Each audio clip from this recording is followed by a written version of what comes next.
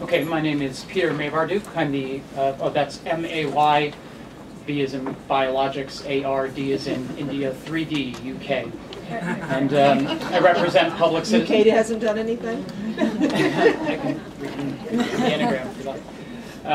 I represent Public Citizen, which is a consumer advocacy organization based here in Washington, D.C. We have 300,000 members and supporters and a number of different practice areas, 40 years of representing consumer interests before Congress, the executive agencies, and the courts. My program in particular is a global access to medicines program. We provide technical assistance to public agencies around the world that are interested in making use of their rights to promote access to medicines and public health under the TRIPS agreement. And I'd like to start off by indicating that I think this morning I've heard pretty significant misunderstanding or mischaracterization of the nature of patents, copyrights, and trademarks articulated over and over. I think it's very important to note that these are not the rights that are embedded in each particular legal framework. Patents, trademarks, copyrights are not uniform, and they're not absolute. There are different policy balances struck in each area for particular reasons, and public interests and sovereign rights, state rights, federal rights, essentially public rights embedded in the same. And it's not the case that maximizing exclusivities forever and as broadly as possible is going to be necessarily in the public interest, and we have struck the balances we can in the TRIPS agreement to govern some of these areas. It's actually, in the 7 years I've been doing this, I can say that it's actually quite difficult to enact a new pro-public health policy in a developing country in light of the sort of opposition that countries face. And I think we have a pretty serious question we have to address about which side are we on and how much is enough in the area of defending pharmaceutical monopoly power around the world when so many lives are at stake. In order to implement a pro-health policy under patent rules, you have to line up a number of different agencies and ever face in issues that are complex and ever face the shadow power of industry and threats of sanction from our government and from the European Union, and it's quite difficult. We had Ukraine up here earlier. This year, my understanding, the oral reports we were getting is that the U.S. ambassador to Ukraine was taking meetings over at the Ministry of Health there to discourage the country from using its health rights under TRIPS, to discourage the country from developing a compulsory licensing regulation to promote access to medicines and public health, in spite of the guarantees that we have signed on to that we respect trading rights, trading partners' rights in these regards. And I only have oral reports, but they were to the effect that some of what was communicated was blatantly incorrect about what the scope of those rights are. And in my experience working in developing countries, I've faced this type of problem over and over again. I can provide you some of the WikiLeaks cables that came out in the case of Ecuador and others, where our government was organizing with industry and opposition ministers within the government to prevent a policy like this from taking place. So when we raise concerns such as transparency and due process in this area, I think we have to ask ourselves some rather difficult questions. I have here a set of principles in our submission that I think could perhaps guide the 301 process going forward. And I understand, of course, that you're under that we're working in the real world. There are policy constraints. There are industry pressures here as well.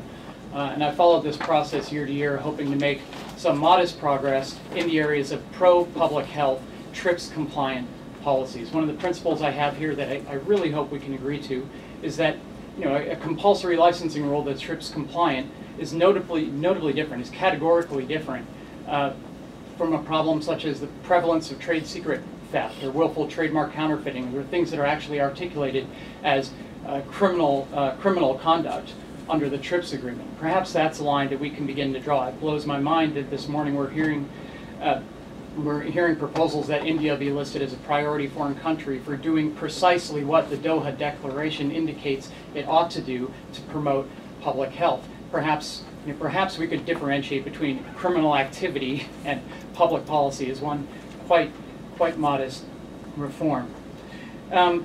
So, with regard to transparency and due process, I think it's also important to know. So, first off, of course, we clearly believe that a TRIPS compliant policy shouldn't be listed, whether expressly or obliquely, not an implied reference, not a vague reference, no reference of that sort. I know that we're not going to get there. I know that's not the direction that this panel is necessarily going to be able to go in the near future, but I'm hoping with time that might change. But if we look further into the critiques of transparency and due process that are sometimes articulated, I think it's very important to note that the TRIPS agreement provides for those standards as well. Transparency and due process standards as regard patents, for example, are embedded in the TRIPS agreement. And you can look at the area of compulsory licensing, for example, and see the prior negotiation requirements and right of appeal requirements in particular areas. Those are the standards that should guide the process. There have been references in past 301 reports to pharmaceutical pricing policies that are not actually intellectual property policies. They're not patent policies or any other type of policy. They're most analogous to our Medicare and Medicaid programs here. Policies that are ancillary, that are not IP policies, are beyond the scope of the special 301 review and should not be in the 301 report.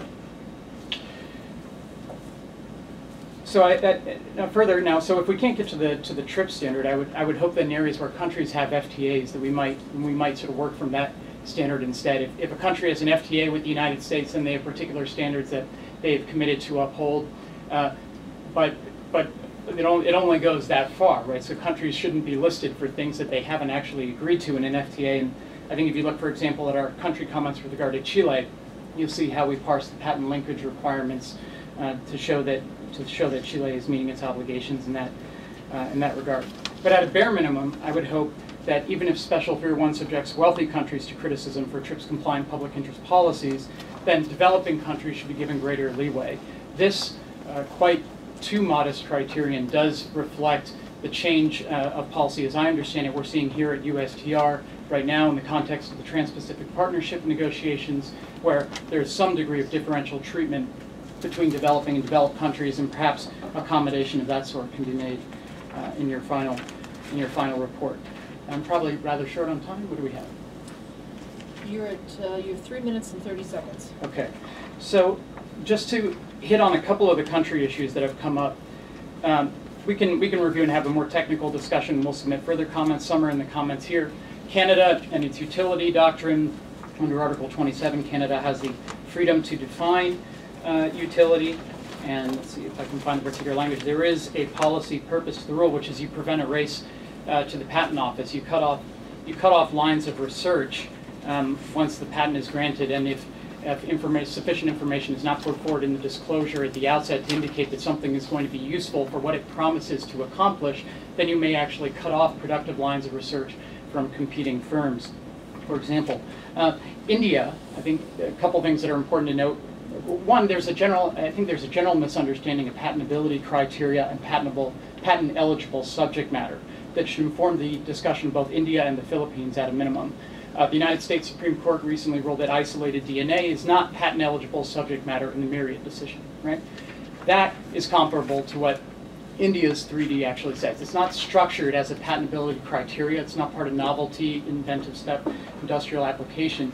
It's under Chapter 2, Inventions, Article 3, What are not inventions. It's under India's Article 27 TRIPS right to define what is and when it's not an invention in the first place and exclude certain subject matter from patent eligibility in the first place. And what India has done is exclude derivatives of known substances from the definition of invention. And they've actually the rule is more narrow than India is obligated to implement, because they've given patent holders a chance to remedy that exclusion, to get back into patent eligible subject matter, as it were, if they demonstrate that their substance results in enhanced efficacy.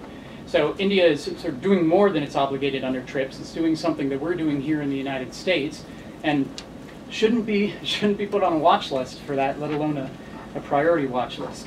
Now, I probably have too little time to really get into the compulsory licensing grounds. I mean, I think it's worth noting in the case of India that there are 3 grounds under the rule. The Nexvar license is valid under any of the grounds under TRIPS. If you've got a real problem with working failure, the license is still issued under 2 other clearly TRIPS compliant grounds. So there's not a problem with the license.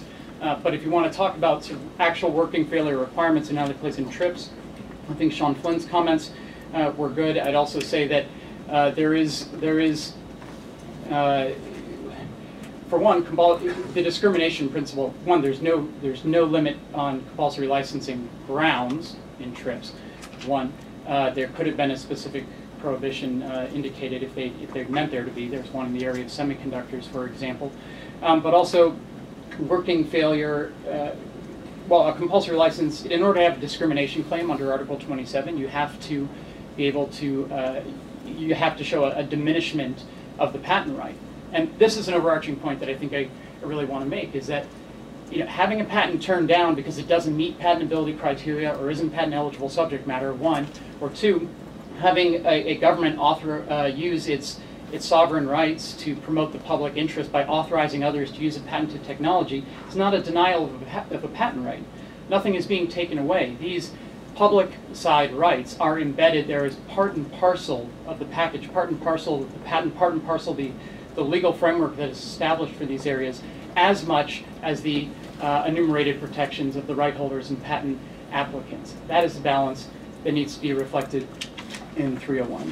And I think with that, I will thank you for your time. If we have a moment, I can take any questions. Thank you so much for your testimony. Yours is always interesting as well. Thank you for joining us year after year. We are at the 10-minute mark, so and I think we do have some follow-up questions. So we'll go ahead and provide those to you in writing. I'm not sure if you were here earlier when I mentioned that the committee will be convening the process post-review this year to look at issues such as the ones that you've raised in your submission. So definitely invite you to participate in that. And can I ask you, once the docket reopens today, to please submit this through regulations.gov so it becomes part of the public record. Certainly, thank you. We will participate in the post-hearing process. Fantastic. Thank you very much for joining us today. I'd like to call